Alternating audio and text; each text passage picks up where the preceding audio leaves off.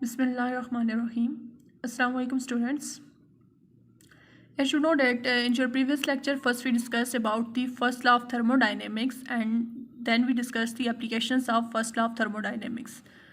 In your last lecture, we discussed the first application of first law of thermodynamics, that is isochoric process. Now, in this lecture, we discussed the second application of first law of thermodynamics and that application is isobaric process.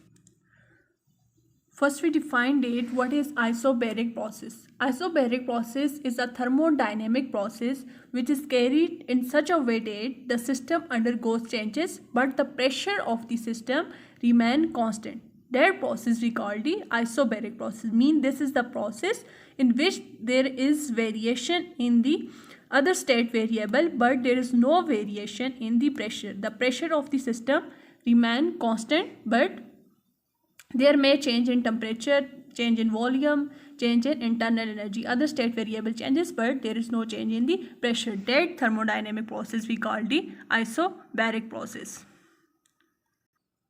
In your previous lecture, we discussed about the isochoric process, and in that process, we discussed that volume remain constant and there is no expansion, no contraction in the system. So there is no work done. All the heat we supplied to the system, this heat just utilized for changing internal energy, but the work done for that system is equal to 0. But in isobaric process, there is work done. The heat we supplied is used for work done. Either the system contract, either the system expands. You know that whenever system contract or system expand, then we said that there is work done. So in isobaric process, we supplied the heat to the system and this heat utilized for doing work. Practically, we can say that we use the isobaric process in heat engine, where the heat supplied is utilized for doing work, for running engines. So this is the process in which we supply the heat to the system, and this heat is utilized for changing internal energy as well as this heat is utilized for doing work. For isobaric process, let us consider a gas molecule which is confined inside a cylinder, and that container have insulating walls as well as it have insulating frictionless piston, and there is a conducting base of the container. Initially, the volume of that system is V1 and temperature of that system is T1 and pressure of that system is P. Now when we supply heat to that system, there is expansion in the system. Here we not take the fixed piston, we take frictionless but it's movable piston. So when we supply the heat to the system, due to this heat, this system absorb that heat and this system expand.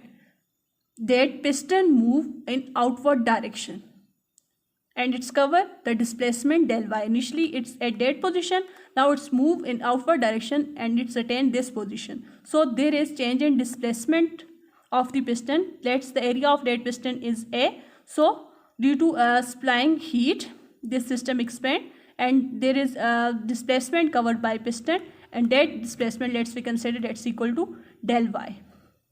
So after expansion, there is change in the volume of the system. Now the volume of the system is V2 and temperature of the system, due to heat obviously temperature increases, now temperature of the system is T2, but we take the expansion very small. Let's the movement of that piston is up to very small distance, then we can keep the pressure constant. There is not too much change in the pressure of the system when the displacement of this piston is very small.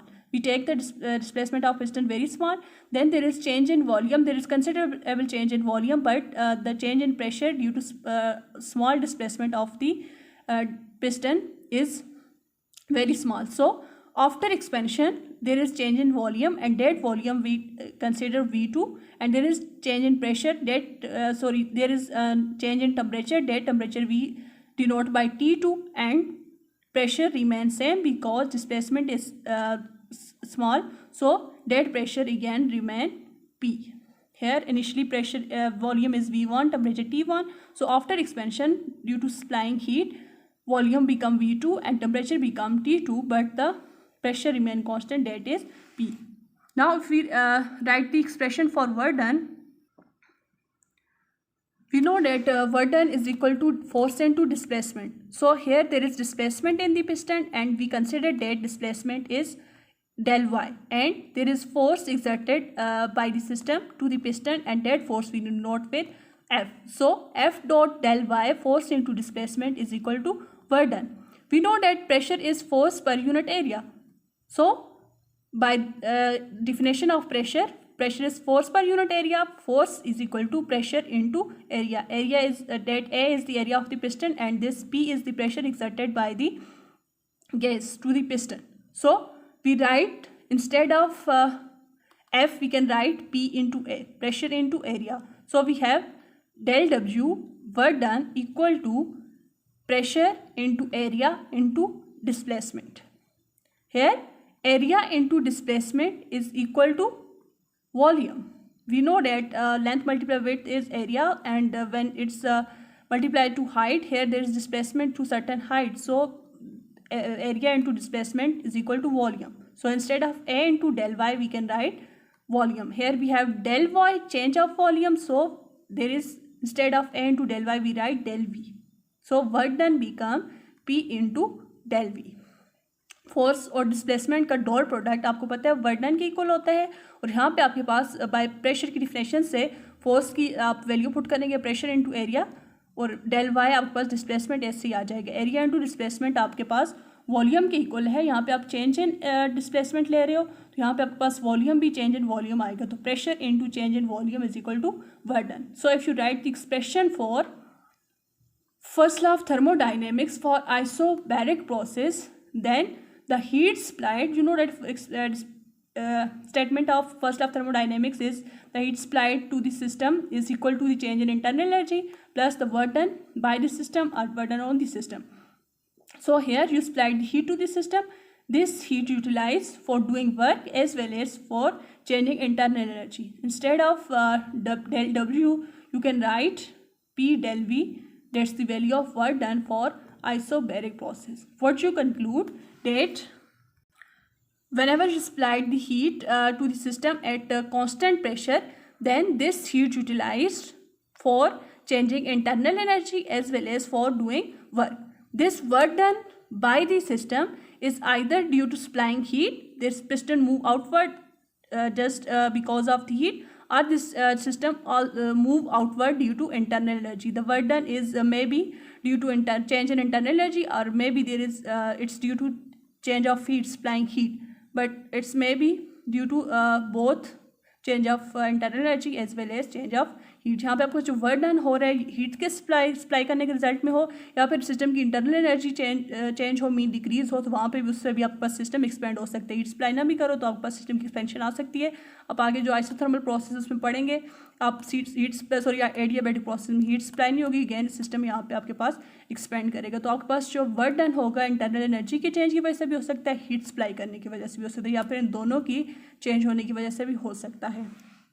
So in isobaric process जब आप heat supply करते हो तो ही heat utilise होती है system को expand कराने में, एज वेल एज हीट आपके पास यूटिलाइज होती है इंटरनल एनर्जी को चेंज करने में.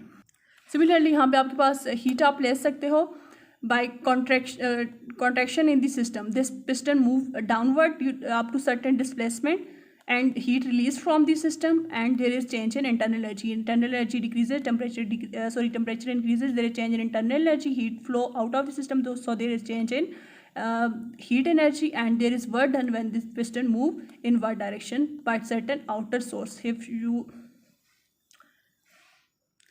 take the heat out of the system, then there is inward movement of the piston, again there is work done as well as there is change in heat, change in internal energy, but the pressure remain constant. You take the displacement of piston very small, that's you consider that change in pressure